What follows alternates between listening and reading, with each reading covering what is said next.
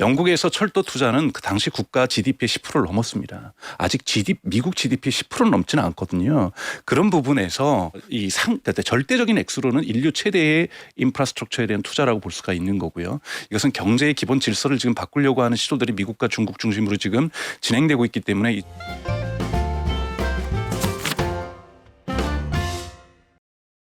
여러분, 제가 엊그제 알파벳이 100년 만기 채권 발행한다고 했을 때 에이, 그게 잘 되겠어 하셨죠? 이거 잘 팔렸습니다. 영국에서 문제없이 팔렸고 가상금리도 그때 말씀드렸던 1.2%포인트 아니고요. 0.98%포인트. 이거 메타나 오라클보다 훨씬 좋은 조건에 팔렸는데 올해 미국 빅테크 4사가 투자한다는 돈만 1,000조 원입니다. 야, 이거 수금할 수 있을까 이런 걱정도 됩니다만 쩐의 전쟁 끝에 내가 웃을 거야 이런 경쟁이 치열하대요. 소프트웨어 시장은 그 사이에 울고 있고 테슬라는 또 로봇을 내놓는데요. IT판을 흔드는 5가지 변수 오늘 싹 정리합니다. 블루닷 AI 강정수 박사 나오셨어요. 안녕하세요. 안녕하세요. 야, 박사님 요즘은요 정말 눈 깜빡하면 요즘 누가 그거 쓰니 어제 새로운 거 나오는데 이런 시장이잖아요. 네. 아니 지금 미국의 빅테크 주요 회사 4개가 980조를 쓴대요. 올해 네. 투자에만. 네. 올해를 투자의 골든타임으로 본다는 거예요? 아니면 요 정도 돈은 올해도 쓰고 내년에도 쓰고 쭉 써야 돼 이런 분위기예요?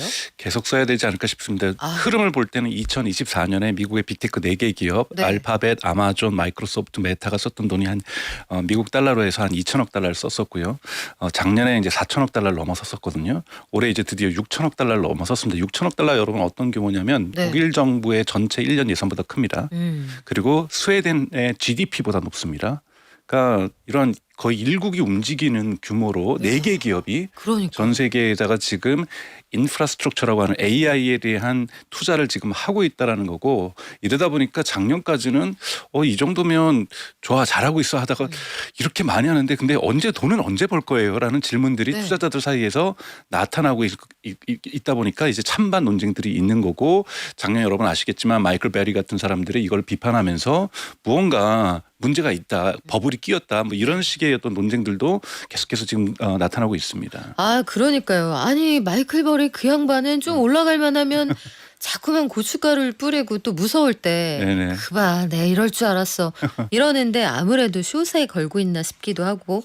근데 시장에서 의견이 완전히 갈려요. 네. 대표적으로 알파벳 100년짜리 채권이 팔린 건 우리 시장이 믿어준다는 징표다 이런 얘기도 있고, 다른 한편에서는 이거는 돈이 거의 밑빠진 독처럼 들어간다는 얘기다. 이거 나중에 어떻게 하려고 그러니 걱정이 교차하거든요. 네. 박사님 보시기에는 어떤 쪽이 더 타당? 저는 AI 경제가 전체 경제 질서를 완전히 바꾸고 있다고 저는 생각이 듭니다. 2011년 마크 앤드리스라는 사람이 월스트리트저널에다가 소프트웨어가 뭐 영어 표현을 eating the world라고 해서 세상을 다 먹어치운다고 얘기를 했던 것이 2011년이었거든요. 네.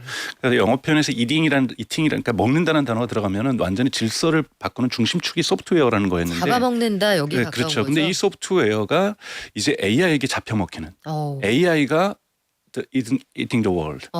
그리고 이 AI가 먼저 잡아먹은 것이 바로 소프트웨어가 세상을 잡아먹었는데 그 잡아먹고 있는 소프트웨어를 우리가 얘부터 먼저 잡아먹겠다.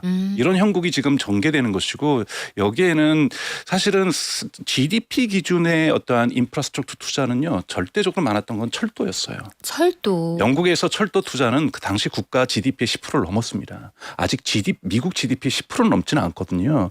그런 부분에서 그러니까 절대적인 액수로는 인류 최대의 인프라스트럭처에 대한 투자라고 볼 수가 있는 거고요. 이것은 경제의 기본 질서를 지금 바꾸려고 하는 시도들이 미국과 중국 중심으로 지금 진행되고 있기 때문에 이 정도 투자는 앞으로 더욱더 증가할 거라고 봅니다. 여러분, 이 투자가 줄어든다는 것은 그만큼 엔비디아 칩이 적게 팔린다는 거거든요. 즉 이 투자가 계속해서 늘어난다는 것은 엔비디아의 칩 판매들이 성장률이 높아진다는 거고, 그만큼 또 SK하이닉스하고 삼성전자의 반도체 판매량도 늘어난다는 것이기 때문에 이러한 성장의 지금 흐름들은 당분간은 계속될 거라고 보고 있습니다. 그러면 지금이 딱 우리 예전에 그 노래 유행했잖아요. 비디오 킬 더 라디오 스타. 그러면 AI 킬 더 소프트웨어 스타 그런 시대가 와 있는 거네요. 지금. 그렇죠. 우선은 뭐 일자리가 많이 사라질 거라는 건 이제 막연한 아직까지는 공포라고 저는 생각이 들고 사실은 실증적으로 입증되지는 않았거든요. 그러니까 저 실제로 얼마나 줄었느냐 이런 것들은 아니 되고 미국 고용 지표를 보더라도 네. 뭐 AI 때문에 갑자기 일자리가 팍팍 줄고 있다라고 볼 수는 없는 거잖아요. 그렇기 때문에 이런 건 좀 막연한 공포고 그냥 하나의 SF 소설 같은 이야기들이고 물론 충분히 타당성은 있습니다. 네. 뭐 일론 머스크 의사는 필요 없다고 하는데 그 말 믿어야 될지 말아야 될지 믿지 마시길 저는 부탁드리고요. 근데 먼저 뭐냐면 소프트웨어가 지금까지 돈을 많이 벌었거든요. 네. 많이 벌고 되게 탄탄한 비즈니스였는데 지금 그거를 대체해버리고 있다라는 것. 왜 그러냐면 지금 이 빅테크들이 투자하는 거에 대한 회의론이 뭐냐면 도대체 돈은 뭘로 벌 거냐는 거였어요. 돈은 뭘로 벌 것이냐. 이런 부분에서 우선 일단은 기업들이 가지고 있는 B2B 영역에서 돈을 벌겠다라는 거고 어도비가 하던 수금 우리가 할게. 우리가 할게 또는 뭐 세일즈포스가 하던 거 우리가 할게 SAP라고 하는 독일의 가장 큰 기업이 하던 거 우리가 할게라든지 이런 식으로 붕괴되고 있는 것도 1월 달부터 지금 구글 같은 경우에는 유니버설 커머스 프로토콜이라고 해서 UCP라는 걸 발표하면서 우리 AI 커머스 들어가겠다 얘기하면서 소비자 시장에서는 커머스 시장의 질서 재편을 하기 위해서 아마존에게 도전장을 미국에서 지금 네. 내놓은 상태고 한국에서도 쿠팡에게 내놓은 상태고 그래서 전방위적으로 AI 기업들이 작년까지는 모델 경쟁을 했다라면 올해는 돈 버는 경쟁들을 하기 시작했다는 부분에서 비판론자들에게 답변을 하고 있다고 저는 생각이 들고 있거든요. 그러네요. 소프트웨어 주가가 빠지고 뿐만인가요? R&R 리서치 같은 곳들 네. 리서치 회사 또 컨설팅 펌 이런 데가 하던 거 AI가 다 해버리면 수금 어디서 하는지 답변이 됐는데 그럼 여기서 투자자가 궁금한 건 빅테크들이 저마다의 인공지능을 다 하고 있잖아요. 네. 그러면은 여기에서 옥석을 가려서 누가 더 쑥쑥 잘할 건지 요걸 찾아서 투자해야 되는데 이거 어떻게 가려요? 우선은 항상 전환기 때는 풀스택이라는 표현을 씁니다. 즉 수직적으로 다양하게 갖고 있는 조직들이 이 전환기에는 이렇게 잘 대응을 합니다. 대표적인 것이 알파벳 구글이죠. 구글은 여러분 아시는 것처럼 TPU처럼 칩도 설계해서 가지고 있고 이 칩으로 자신들의 큰 클라우드 하이퍼스케일러라고 하는 큰 데이터 센터를 가지고 있고요. 여기에 여러분들이 즐겨 쓰시는 지금도 이걸 보시고 계시는 서비스도 있고. 유튜브라든지 네. 지메일 가장 중요한 검색이라든지 이런 다양한 서비스들을 가지고 있다 보니 여기 지금 AI들이 들어가는 거고 지금 유튜브에도 보시면은 질문하기라는 기능이 있습니다. 여기다가 여러분 클릭하시면은 해외 영어 유튜브 영상을 보더라도 여기다가 한국어로 요약해줘 하면은 핵심만 쫙 요약해주고 이 영상 너무 길면 1시간짜리 영상 짧게 요약하면 핵심만 탁탁탁탁 정리해 주기 시작하고 있거든요. 그리고 또 하나는 가장 중요한 것은 구글의 검색 광고라든지 유튜브에 있는 디스플레이 광고의 효율성들을 AI가 높여내고 있습니다. 즉 과거에는 계속해서 광고의 효율성을 높인다는 것은 개인정보 침해 이슈가 있었는데요. 맞아요. 이 이슈가 많이 사라지고 있거든요. 왜냐하면 AI가 강정수가 무엇을 보는지만 봐도 얘는 이거 광고 붙이면 무조건 클릭한다. 이런 것에 대한 계산성들이 되게 높아지면서 적중률 100%. 그렇죠. 그러면서 네. 광고 단가가 광고주도 돈을 더 많이 내요. 왜냐하면 전환율 즉 실제로 보여주는 거에서 클릭할 때마다 돈을 내는데 클릭률이 너무 높아지는 거예요. AI에 의해서.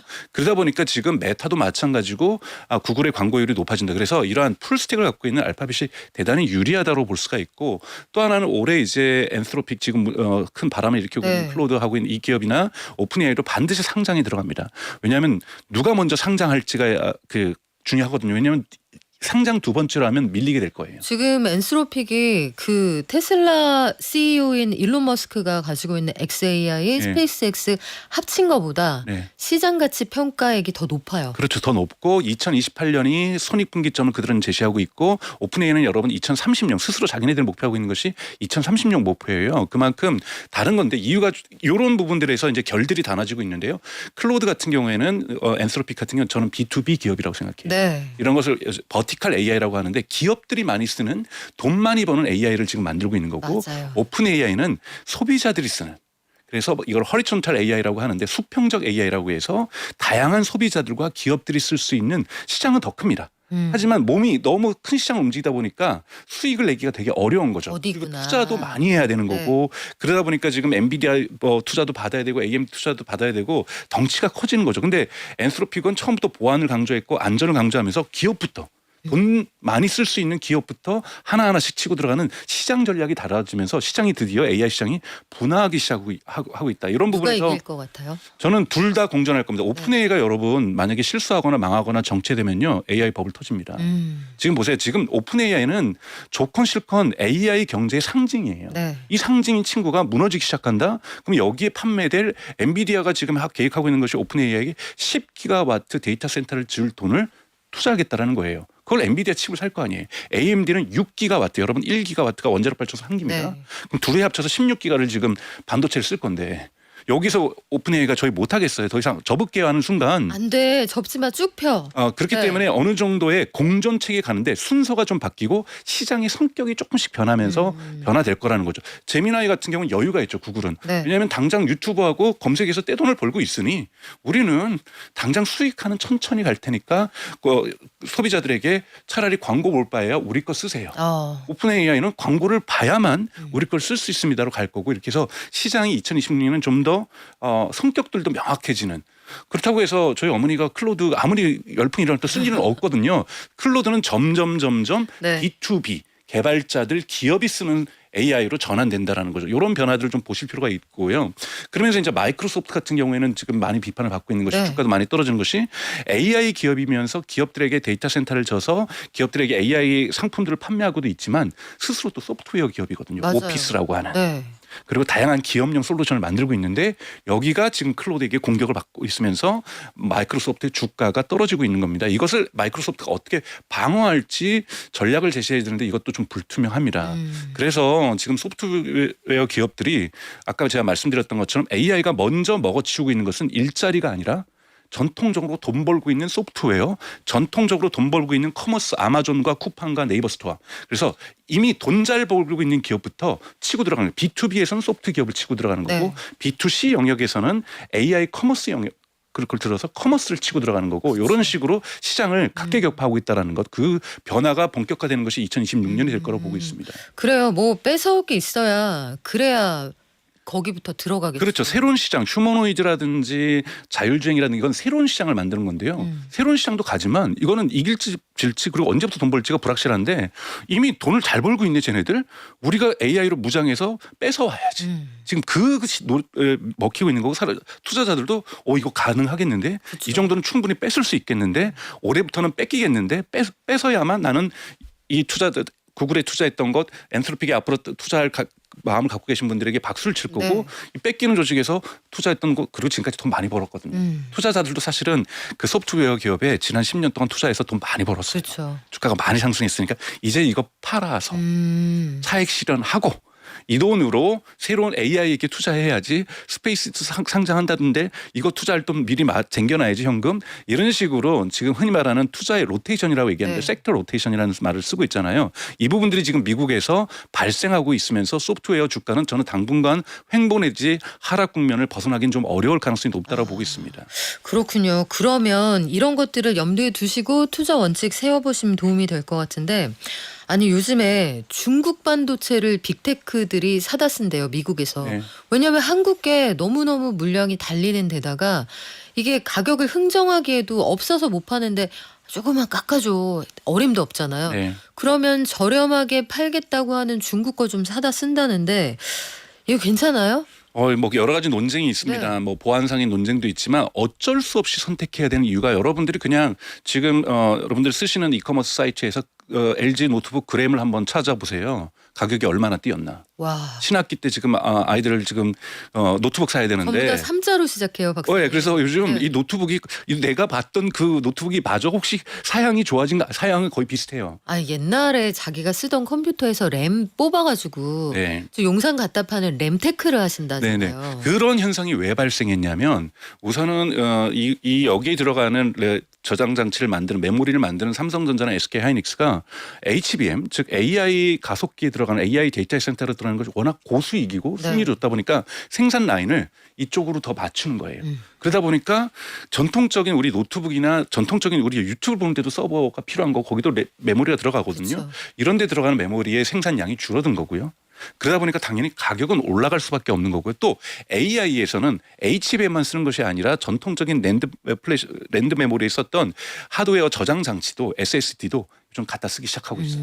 그러면서 이 기존 메모리가 고갈 현상이 발생하면서 네. 수요가 너무나도 폭발한 거죠. 전통 수요도 있는데 AI에서도 과거 HBM 고사양뿐만이 아니라 이 과거 전통까지 갖다 쓰다 보니까 그러니까 요즘 스캔디스크 주가도 막 폭발적으로 증가하는 이유가 다 갖다 쓰고 있는 거예요. AI가 진짜 물 먹는 하마처럼 메모리 먹는 하마가 된 네. 거예요. 그러다 보니 물량이 떨어지다 보니 전 세계 큰 회사라고 하는 후레페카드라든지 이런 회사들이라든지 대만에 있는 에이서스라든지 이런 데서 우리 이 노트북 팔아야 되는데 신학기에 네. 또는 기업에 쓰는 조그만 서버들 팔아야 되는데 안 되겠다. 중국 거라도 갖다 쓰자.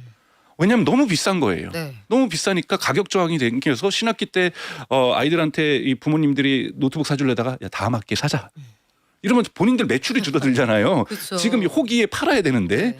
요 또는 저쪽 기업에서 서버 이제 오래돼서 5년 써서 바꿔야 되는데 너무 비싸. 우리 1년 더 쓰자. 막 이러고 있으면 본인들의 매출이 떨어지는 거기 때문에 가격을 낮춰야 하기 때문에 중국 거라도 갖다 쓰고 있는데 여기에 이제 미국 정부가 보안 이슈를 어떻게 걸지 이 부분들은 좀 이슈가 되겠지만 그만큼 지금 메모리의 품귀 현상이 발생하면서 서구의 그러니까 이 기업들이라든지 미국의 기업이라든지 타이완의 기업들이 중국 흔히 말하는 창신 메모리 테크놀로지 이러한 곳에다가 손을 내밀기 시작하고 있다라고 볼 수 있습니다. 그러면 그쪽에서 막 만든다, 좀 싸게 공급을 한다, 그리고 거기는 되게 한다잖아요. 하면 된다가 네. 되게 한다. 네. 물량도 맞추고 가격도 맞춰버리면 이 메모리 슈퍼사이클 생각보다 빨리 끝나는 거 아니야? 이런 얘기도 있고 아니면 아니야 이게 그렇게 끝날 사이클이 아니야 이런 의견도 있는데 얼마나 갈까요? 그렇죠. 저는 그렇게 끝날 거라 보지 않습니다. 우선 AI의 붐이 지금 현재 꺼지지 않을 거라고 본다라면 SK하이닉스나 삼성전자 같은 경우는 마진율이 높은 즉 수익 똑같은 매출을 내도 훨씬 더 돈이 많이 남는 HBM으로 이동을 하고 있는 거거든요. 그럼 이 HBM의 슈퍼사이클은 과거부터 지금 붕괴되면서 그냥 우상향하고 있는 거잖아요. 그럼 HBM만 맞춰낸다라면 SK하이닉스나 삼성전자의 마진율이나 수익률이 매출이 떨어질 일은 없다라는 거고 그들은 전통적으로 마진율이 상대적으로 좀 높긴 했었지만 HBM보다 낮은 거에서 지금 어차피 생산 양은 정해져 있는 거니까 네. 여기에서 과거에는 5대 5였다라면 8대 2로 가는 거거든요. 그렇기 때문에 2가 줄어든 20%가 슈퍼사이클의 영향을 받더라도 큰 타격이 없을 수가 있다라는 거죠. 그래서 전통적인 워낙 사이클 산업이라고 보통 반도체를 얘기를 하는데요. 이러한 부분들이 어느 정도 깨지고 있다라는 부분에서 저는 SK하이닉스나 삼성전자는 오히려 AI 버블이 터지느냐 안 터지느냐가 중요한 것이지 AI 지금 현재 일어나고 있는 기존 이러한 컴퓨터라든지 게임 컴퓨터라든지 그다음에 기업에서 쓰는 워크스테이션을 쓸 수 있는 이런 서버 시장의 슈퍼사이클은 크게 걱정하지 않아도 될 거라고 저는 생각하고 있습니다. 근데 지금 중국 업체들이 많이 따라왔어요? 우선 7나노 밑 같은 경우에는 중국에 지금 수입이 못 되는 것이 ASML입니다. 즉 메모리를 만들 수 있는 기계. 이것이 네덜란드에서 만드는 ASML 자체는 바이든 행정부터 아예 지금 중국으로 하나도 못 들어가고 있거든요. 이 ASML을 특히 EUV라고 하는 이 극 울트라의 노광 장비 같은 경우에는 7나노 밑에 있는 7나노, 5나노, 뭐 4나노 뭐 이런 걸 만들기 위해서는 반드시 필요한데 이것이 없어요. 근데 이걸 독립하기 위해서 로이터도 특정으로 보도하고 있는데 지금 중국이 엄청나게 노력을 하고 있다는 거고 이건 거꾸로 뭐냐면 7나노 이상, 10나노 우리가 보통 근데 노트북이 들어가는 건 10나노 이상이거든요. 네. 이런 것들은 중국도 만들 수 있습니다. 그래서 이미 그런 부분에서는 중국도 한국이나 미국을 쫓아오고 있는 상황이기 때문에 이러한 노트북이라든지 워크스테이션에 들어갈 수 있는 일반용 서버에 들어가는 메모리는 충분히 중국도 만들 수 있다고 평가를 받는데 문제는 미국 정부가 걸고 있는 보안 이슈가 있다는 그렇죠. 거죠. 여기에 혹시 백도어가 있지 않을까? 정보가 새나가지 않을까? 이러한 두려움들을 어떻게 해결할 수 있을지 후레페카드나 이런 곳에서 미국 정부의 허가를 어떻게 따내는가에 따라서 시장 판도는 바뀔 거라고 보고 있습니다. 그러면 마지막으로 우리 로봇 얘기. 네. 8월에 테슬라의 그 휴머노이드 로봇이 나온다는데 나오겠죠? 이번에 시간 지킬 것 같은데 네. 현대차 아틀라스가 백덤블링하고 옆돌아차기하고 막 그 영상이 이번 주에 또 나왔단 네. 말이에요. 요거에다가 지금 중국은 자고 일어나면 새로운 로봇이 나오는데 네, 네. 3강 구도가 될까요? 아니면 좀 더 나은 게 나올까요? 우선은 미국에는 여러분 피규어의 헬릭스라는 것도 있고요. 앱트로닉에서 만드는 아폴로라는 것도 있고요. 사실은 대단히 많은 기술적 진화들이 빨리 이루어지고 있습니다. 특히 이제 주식을 갖고 그러니까 상장된 기업 테슬라라든지 또는 상장을 내다보고 있는 보스턴 다이나믹스라든지 또는 국가적으로 좀 분위기를 이끌어야 되는 중국이라는 데에서는 계속해서 이런 이벤트를 만드는 거고 조용히 물밑 작업으로 예를 들면 펠릭스 같은 경우라든지 네. 앱트로닉은 대단히 발전시키고 있는 거고 여기에 작년부터 아마존의 창업자인 잽 베조스도 지금 뇌만 만드는 피지컬 AI 기업을 창업해서 들어왔고요. 지금 구글도 열심히 하고 있는 거고 그러니까 정말로 지금 피지컬 AI나 물리적 AI 이 휴머노이드 로봇 쪽으로 전 세계가 총력을 다하고 있다. 그래서 성과들은 대단히 순차적으로 나겠지만 중국 또한 여러분 절대 무시할 수 없는 거고요. 중국이 10대 중에 4대 만든다면서요. 그렇죠. 그리고 여러분 중국에는 각 성 정부들이 그러니까 이 상하이도 그렇고 베이징도 네. 그렇고요. 로봇을 위한 데이터 센터를 만들어서요. 거기에 지금 수백 명이 앉아서 한 명은 하루 종일 전자레인지 열고 닫고 있고 하루 종일 냉장고 열고 닫고 있고 하루 종일 세탁기 열고 닫으면서 그걸 심심해. 로봇에게 학습해서 모든 휴머노이드 중국 기업에게 무상으로 공급해주고 있습니다. 야. 이러한 일들이 이루어지면서 네. 다양한 격변들이 2026년 기대하셔도 좋을 것 같습니다, 여러분. 그래요. 올여름에 전 세계 로봇 대전 우리가 CES는 끝났지만 또 뜨거운 열전 한번 볼 수 있을 것 같은데 그 전까지 저희가 기술 우리나라에서 우리가 제일 빨리 전해드리잖아요. 지금까지 블루닷 AI 강정수 박사와 함께했습니다. 고맙습니다. 고맙습니다.